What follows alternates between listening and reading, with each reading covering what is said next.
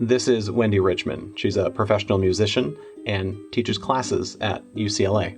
I started playing violin when I was, I think, 5 years old. As a kid, she loved playing the violin, but quickly realized that maybe this wasn't her instrument. So around 5th grade, she switched to viola. I was in the middle of the second violins, and somebody had kept saying to me, you should really switch to viola, you're really tall, I have a lower voice. Middle school is already awkward enough. Now she decides that she wants to change instruments, and hopefully this works out for her. So she goes to ask. And I kind of marched up to the orchestra conductor who had been encouraging me and said, I'm going to do it. And so she was like, what are you talking about? It turns out it was a good choice. Viola really fit her well. And I progressed just a lot faster on viola. It just suited me more and the size of it and the sound of it. So I became pretty serious about it probably by middle school. Now, I know we're here to talk with Wendy about the class she teaches at UCLA, but I wanted to start back when she was in middle school to show this path that music has been her life. So I went to college at Oberlin in Ohio.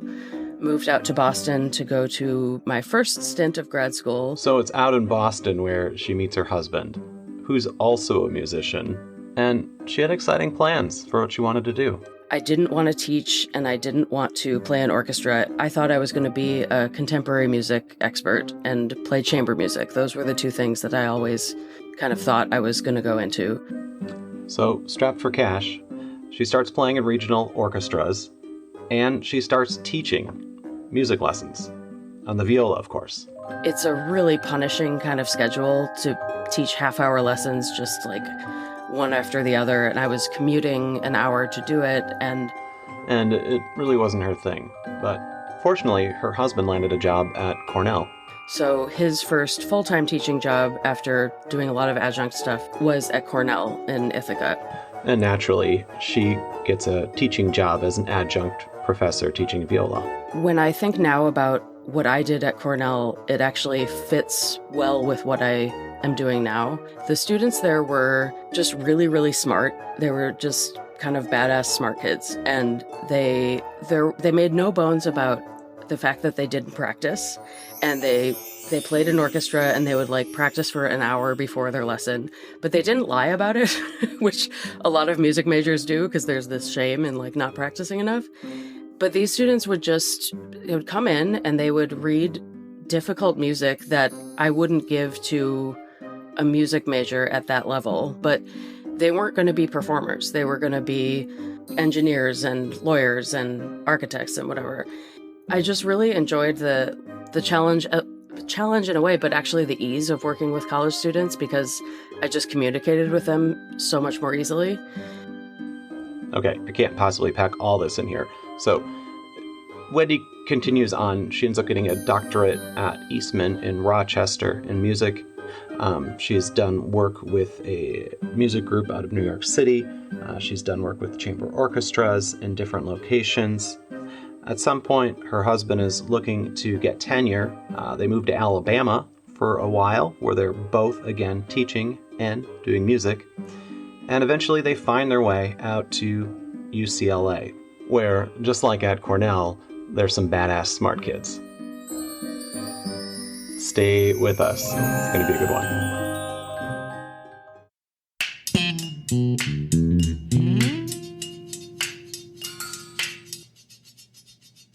From conversations to the natural world to complete silence, so many of us focus on what's next rather than what is happening now. I'm Listening is a podcast that dissects the importance of listening. I'm Drew Richmond. And I'm Brand Christofferson. And this is I'm Listening, a podcast simply about the skill of listening. All right, we're back. Drew and I are going to jump into our interview here with Wendy Richman on the class she teaches at UCLA called The Art of Listening. So I started there in fall of 21, and one of the first classes I taught was upper string methods for music ed students, which is a class I never took. I had never taught before. I was terrible at it. It was so bad. And I saw a bunch of those students at graduation last month, and they would not even look at me. Oh no. Yeah, I think it felt like they made a decision like not to make eye contact with me, and I know they all thought I was terrible, and whatever, it's fine because eventually, even just the next quarter, I taught a class that was the art of listening, and I did it on like 1 week's notice. I was really scrambling, and so when I got to UCLA and got to do that class, I realized like it was a lot like how I had talked about Cornell students. They're taking this class as kind of a gut class. Like they want it to just be fun. They're getting 5 credits for it, but they're also doing some really hard lab work. And a lot of them are applying for internships. And like they have a tough academic life. The homework that I require is a couple hours of listening every week. I give them different playlists, and then there are 2 lectures a week that I do, 2 like hour-and-a-half lectures. And then they have each student is in a section with a grad student TA. Having TAs, I had never had that before. I had never been a TA in an academic class, but basically they teach a class meeting and do all the grading, and that is amazing. It's like the absolute worst part of teaching is gone, and I just essentially perform 2 days a week, which is tiring, but also I can talk about whatever I want and they have to listen.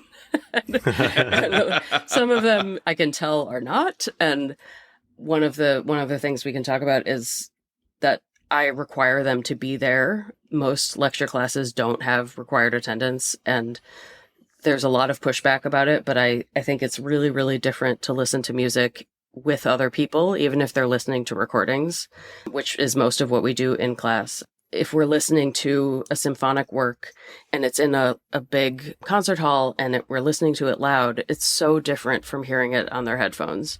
And I try to convey that to them, I think, with different degrees of success for different people. I finally felt like, okay, this is right for me. Like, I enjoy doing this. I never thought I would like teaching a big music appreciation class. And whenever I tell other musicians about it, they're like, oh my God, you have to do that.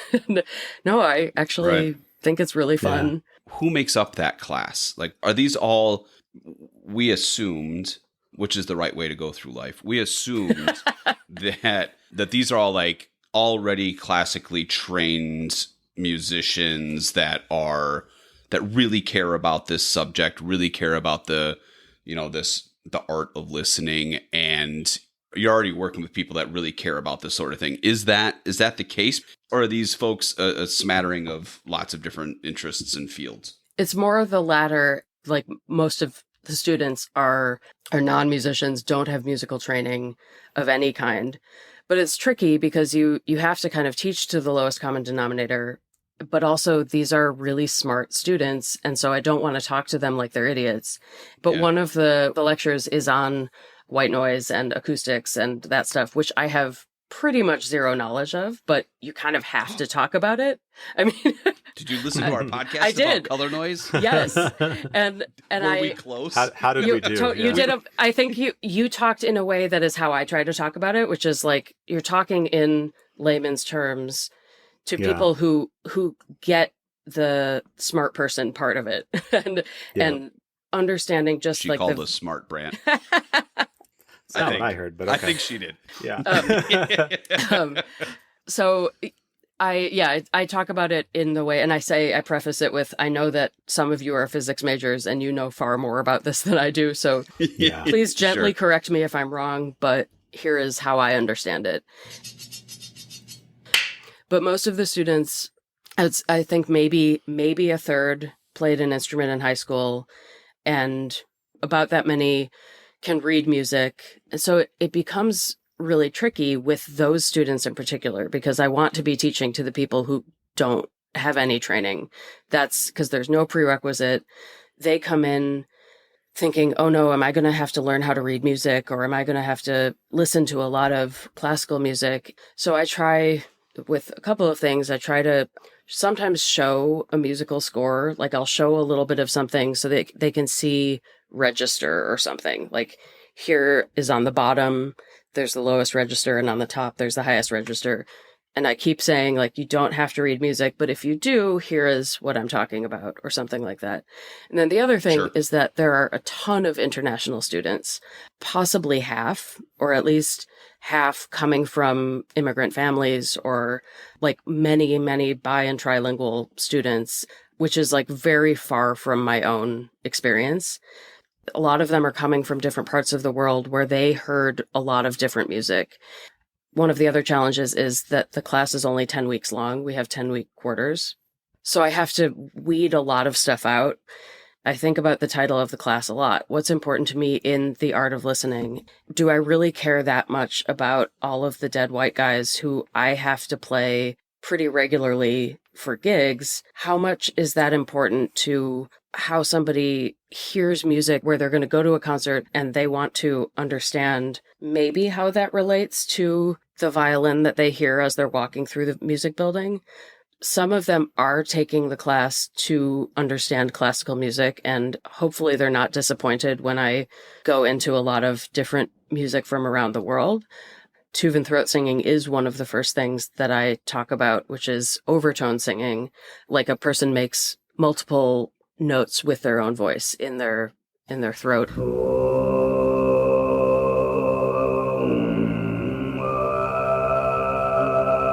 So then with that, I can then talk about how overtones happen with a viola.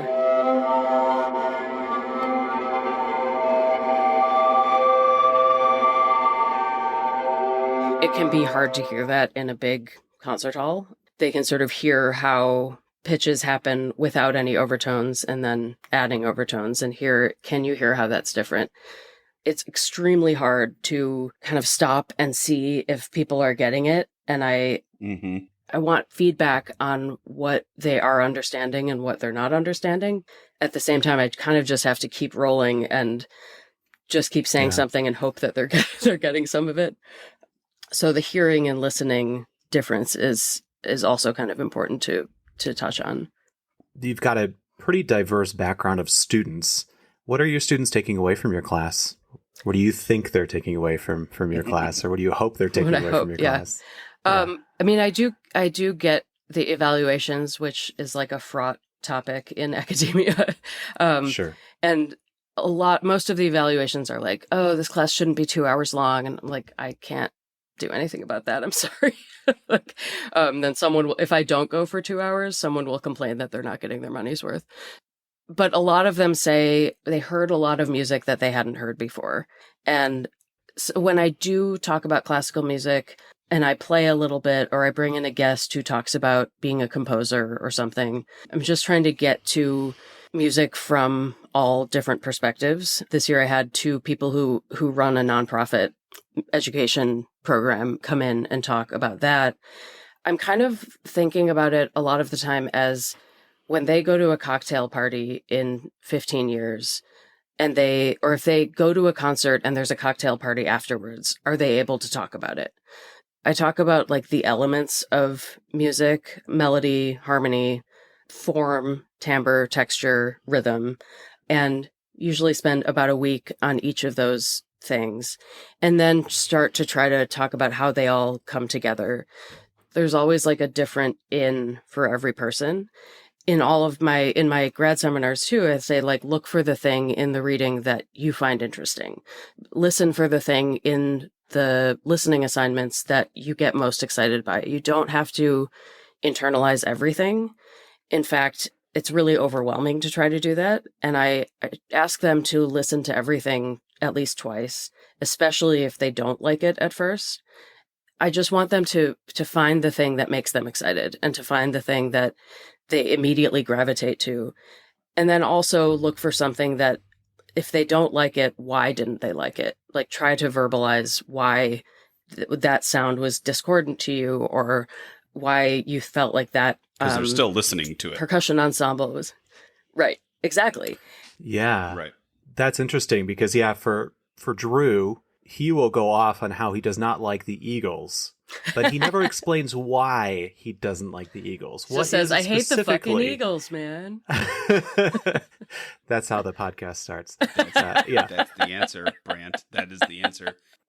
So, how how do you help people put words to that experience, right? We are experiencing music, and now we got to put words to it. That's really hard to do. Yeah. Well, the answer to that is the assignment that they do every week is just to write a page about whatever they listen to. And I intentionally make it really loose, which they get so frustrated by. I try to tell this to the TAs too, who have all gone through undergrad and they're all musicians, but they still have a sort of hard time talking just about their feelings. Like, that's not what academic writing is. I'm not supposed to use first person. So like, okay, you can use first person. You can use like casual syntax. It's fine. Make sure that you have complete sentences and that it's understandable, but it doesn't have to be something you would publish. Think of it as a journal entry that someone else is reading. Most of them, especially because a lot of these students are STEM majors, they're used to these very didactic, like very dry, they have to have a topic sentence and blah, blah, blah. And if they pick 2 of the 10 things they had to listen to, talk about just 1 or 2 of the things, perhaps one that you like and one that you didn't like. You don't have to tie them together. You can if you want, but it can be stream of consciousness, whatever. How did it make you feel? And by the end of the quarter, I want them to use some of the terms, like that the timbre of the oboe was something that they weren't expecting when they heard a lot of string playing. And like, so I was hearing all these violins and violas, and then suddenly the oboe came in. Like, I want them to recognize that if they can. Sure. But also, Sure. if they're just listening to a melody that's really pretty, like, they can say that. They can just say, like, it made me cry, but it made me happy. Okay, well, that's nostalgia. Like, think about your emotions and what is this making you feel? And if it made you angry, why? And if you listen to it twice and the second time made you even angrier, tell me about that. And I want to know. When I was living in Boston, I worked at this huge Barnes & Noble at the Prudential Center, and I was in the CD section, what existed at the time. What's a CD? You're dating it's yourself this thing there. with For a our bank, younger something listeners. with something having to do A with a compact bank and disc. savings. Yeah, Oh, yes. Yes. yeah, Roth IRAs. Got it. Yes, Makes sense exactly. to me now. Yes. something musicians don't really know a lot about. Saving money. Yeah. I usually knew what the Boston Symphony was playing in a given week, and sometimes would like put out, here's this Beethoven symphony that they're doing, and someone would come in and say, what's the best recording of this or whatever. And this man came in who he's probably now like younger than my parents are now. I mean, he probably was at the time younger than my parents are now, but I thought of him as this elderly guy.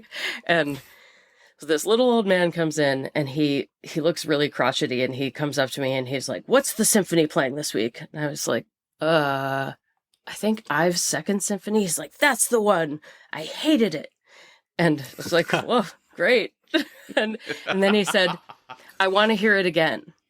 And I'm like, oh my God, if this guy hated it and he's in his 70s and he is paying to go to the symphony and hear something that he hates, and then he's going to come pay to hear a recording of a thing that he hated, but he wants to hear it again. Like, you 19-year-olds can also listen to something a second time. And yeah. So having people do that a hated. second time, and when you are taking that experience from that 70-year-old who was probably 50, but we'll leave that. That's a different podcast. Totally. But but if you now take that with your students who are 18, 19, 20 years old, how do you have them compare that when they're like, I didn't like that, but the second time, what feedback you're getting with that second listen? This goes to this art of listening, the skill of listening. Sometimes you have to listen twice, or sometimes you have to pay a little bit closer attention to make sure you hear it all the time. Like, well, is that what you're really saying? Right? Is that what really happened the first time I listened to it? Or do I need to listen for something that's happening in there? So what's the feedback of that second listen? It's funny because it's something I only do with like shows I like or movies I like or music I like to make me go back and listen to something I didn't like the first time. That, yeah, I'm walking into that with preconceived notions already. That's a challenging task. Yeah, it totally is. I try to talk to them in narrative forms, in novels and in movies. We are kind of predisposed to still get something out of, I mean, even opera, even, we still get something out of something that makes us sad or angry or depressed. Like you end a book and you're depressed, but there's some catharsis or something. With music, we kind of tend to want to listen to music that is soothing or that energizes us, or all of these positive emotions. Like I want to hear things that I enjoy hearing, but I think there's a lot of value, including perhaps mainly intellectual value, but I think we can kind of train ourselves to not just have intellectual value, but actually enjoy that aspect of something that is harsh sounding or that doesn't have melody and that doesn't have, we can't hear at first listening that there's form or something, that there's structure to it. If I'm listening to something and the first time I take a whole pass through the entire thing, it can be excruciating. Like if it's something that I'm just really not enjoying, the next time I'll listen in chunks, because breaking it down, and it can be arbitrary. It can be just like, okay, I'm going to listen to 2 minutes of this, and then maybe I'll listen to those 2 minutes again. Like, is there something that I can latch onto in here? Is there one note that some instrument is playing or that some voice is making that I'm more captivated by that than I am by whatever else is going on? And then maybe another 2-minute chunk immediately after, is there something in there that does the same thing? And so trying to find like one through line that works in a conversation. If you're with 5 other people and there's one who you are really understanding where they're coming from or that you feel more comfortable with, you're just going to sort of gravitate to them. And like, yes, you have a table of 5 people, but there's a side conversation that's happening here that is more comfortable. If there is something, if you're hearing political talk that you don't want to be hearing, then tuning it out a little bit and turning away and just trying to experience the thing that does make sense to you or that you agree with or whatever. And do you take that? One of the questions we actually wrote down is exactly this topic, is you can talk about this in a class. I would argue that most things in college is not just to get the grade and move on, right? But you're supposed to be exposed to all these other things and do all this other stuff, and then create that, being able to create that transferability of what you learned in this scenario and put it out there. Do you talk about that in this class of the art of listening? Are you really talking about the music? Or are you saying, and then, you can transfer this to everyday life outside of this? Is that part of your teaching and part of your messaging? I'm trying to a little bit. I think that especially undergrads they really think they know everything. And I know I did. And part of what I'm remembering about myself is that I'm getting a lot out of what they didn't talk about much later on. And I'm going to think about what that class was about. And maybe I hated that class at the time, but wow, actually, I kind of get what they were trying to convey. So there's maybe a little bit of trying to here are your life lessons, but more trying to say things in a way without quite saying that maybe if they think about it afterwards or they're talking with the friends they're taking the class with, maybe they'll get there, or maybe 10 years from now they'll get there. I want them to have these playlists forever, and no one reads the syllabus ever, which is like, how long did I work on that thing for? But that if they do come across the syllabus... Always read your syllabus, kids. Gosh, always read your syllabus. Please read your syllabus. It's in the syllabus. Or it's the most cover your ass thing, but it's going to tell you 20 years from now what you listened to and what the class was about. And so if they do come across that on their old hard drive way later, that maybe they will have a little lightning bolt moment of what we were trying to talk about.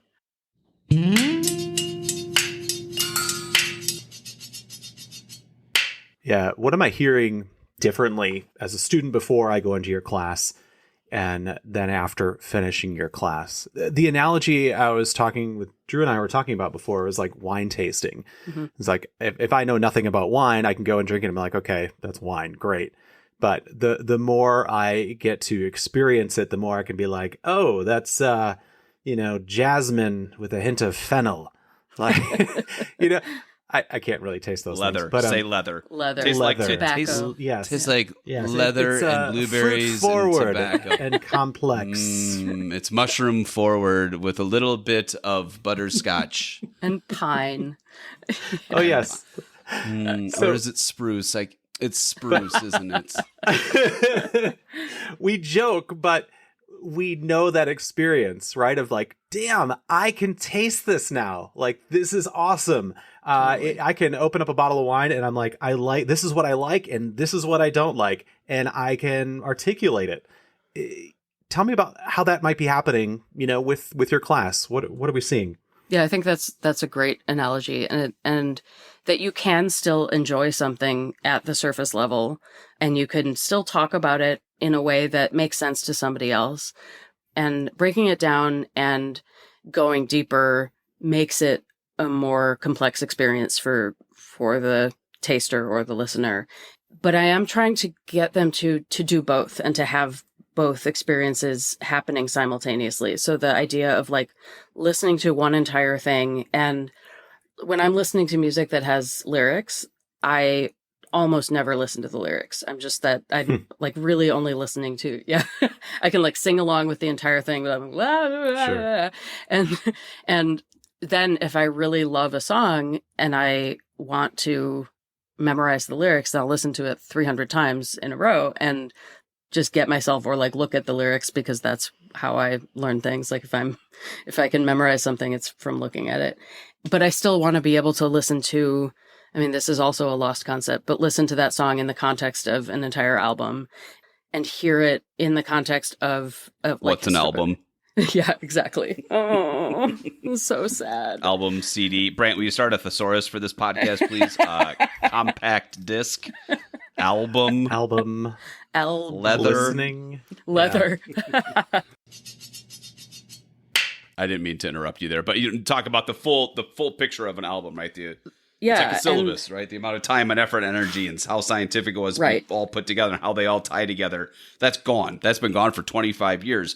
Yet people still do it. Right. People still do it. And artists like Beyonce, who she comes on strong with like the concept album, like she wants these things to be in order. She also is savvy enough, or her producers are savvy enough to know that these things are going to be listened to on shuffle. So they work both ways. So these students can listen to things in that way. They can listen to a movement of a symphony and think, okay, this stands by itself and this is really beautiful. And I do that sometimes with like the slow movements of classical pieces. I just really love the kind of heartwarming slow movement. That's my favorite thing to listen to. And I could listen to a mix of 30 different ones. I know that the context of them is also important, and it informs, like there are themes, and I mean, depending on who I'm talking to, I can talk about the different key areas and how those things relate within an entire symphony and that kind of thing. But you don't have to understand that stuff to get something out of it. Or I can say, do you hear how this is in, let's say, C major? And then do you hear how this sounds similar, but it has one different note and it's in C minor, and those are related. And I have this narrowing to the thing that is really kind of obscure to most people, but it'll give a little bit of something to the people who have musical training. But really, if you only understand this top bullet point, that also works. Being able to listen on large scale and small scale, and also the historical part is really important to me, and how something, especially when there's all this music from around the world, that it has existed since, I mean, for thousands of years. And for them to know that came way, way, way before any kind of classical music is kind of important. Like, people were hearing this, and here's how diaspora happened, and here's like they ended up here and they mixed with this kind of music and they mixed with these people, and so that's how this changed, and that kind of thing. So if you have this red wine, you might be listening at that surface level. But if you start picking up different notes because maybe somebody taught you that, or said, hey, keep an eye out for this. Don't you taste the blueberries here? Right. And you're like, oh, shit, there's blueberries. Right. You're like, hey, this is played in C minor or whatever. If you listen to it a little bit different here, you can see the change here. And it becomes that education piece, but it's that knowledge of you're listening to it at 1 or 2 steps beyond because you're teaching it. Exactly. Where if I just put it on, I'm not going to go, oh, I think that there was a change there. I might hear the difference, but I don't know what actually happened. Yeah. Does it change our enjoyment of it or our appreciation of it? Or does that maybe stay the same? And that could go both ways, right? Like, I remember friends in high school that worked at a fudge shop in Minocqua, and they hated fudge after that. But I've seen it go the other way too, of where it's like, man, I love this even more because now I've got this deeper connection to it. Yeah, does that change? Yeah, absolutely. And I think it totally goes in both directions. I feel like that's true of anything that you sort of become an expert on. And when I think about, when I heard that you guys were like, that you had an episode related to food, I was like, oh, I want to listen to this one because that's my other thing that I'm passionate about. And in a lot of ways, I'm more passionate about that than I am about music because I know how the sausage is made with music. And I don't really, I have made sausage, but like, I don't really know as much about. It's disgusting. I know it is really disgusting. Super gross. We have friends. We have a very close friend in the sausage industry, and it's very strange people. She was just picking on him. No, that makes total sense. You get to one point below where like, oh, I love sausage. And then, oh, it's made of a bunch of this stuff. And there's this skin that's around it. Like, you don't necessarily want to go much deeper than that. And no. Once the word casing is involved, add casing to the thesaurus. Got it. Casing. Nothing good comes out of that. Yeah. But yeah, I love it. But it's like how finite can you talk about something before you just get burned out on it and you're just like, okay. So I went through like 20 some years of training to get to the point where I am kind of sick of it, or I do get sick of talking about it. I don't get sick of talking about why music is interesting or the history of it, or I get sick of talking about how it's built. There's infinite music available to listen to. Yeah. I can talk superficially about it for forever. And I can get to that 1 layer or 2 layers below for a pretty long time. So I feel like they'll really only get sick of it when it's music that they don't like or when we go too deep on one thing. Yeah. And I think some of them they're like, oh, why are we still talking about this thing? And the interesting thing to me is that most people are like, that throat singing thing was the coolest thing I've ever heard, and I've never heard anything like it. And we talk about it. I talk about overtones throughout the course. So I can like call back to Tuvan throat singing. I can like say, do you remember how we talked about this kind of creating sound with your mouth? Okay, well, that's what a viola is doing with the body of the instrument. Or that's what, like now there's a group of Russian bass voices and they're resonating through their chest cavity and like, here's how this is happening and here's how this is different. So I feel like, yes, different people are going to have a different threshold for boredom or for just how much of something they can take. If we keep going to different types of music, if we keep kind of switching the dial, people will stay interested, or there'll be enough of a quorum of interest that I'll feel like, okay, I'm still getting somewhere with this. When we talked about the skill of listening, you're teaching people what to listen for. You can hear that note change, you can hear that key, you can hear those overtones. Do you teach people how to listen to it as well? Do you hear the difference between the two questions? It's, if I'm going to teach somebody how to be a good listener, they need to be attentive, they need to do this, this, and this. Can you teach them how to listen to music better than what they may have done before your class? Yeah, it's like such a can of worms, because that part I hope is kind of coming out as just an effect of listening to a lot of stuff and of my like explaining how things work and of hearing what they hear as important. So all of those things, it feels really meta to talk at them about talking, about playing. So one of the things that is, I think, really important is also watching the players. So chamber music and the idea of having a few people who are playing together. When you see a really good chamber music performance, you see people making eye contact. If I'm showing them a video of 4 people playing together, okay, well, look at how this person uses their body to cue and to like tell the other person to come in. If you see 2 people looking at each other, hopefully they have rehearsed in a way that they're able to balance balance the voices so that you're hearing the two who are looking at each other. And so if you're able to kind of zero in on what those two instruments are doing, then that's telling you that that's the important thing. And then if the person is actually like physically leaning back in their chair, they're saying, I'm less important right now. And there are all sorts of kind of visual cues that go with it too, which is, again, I think part of why I want them to be experiencing this in a large room all together. Like, even if they're watching just one video on a screen, like the visual component of listening to music is not integral to doing it, but it really enhances it for a lot of people. If I kind of show them or tell them how to interpret the visual stuff so that they can then glean from that what's important, I feel like that helps.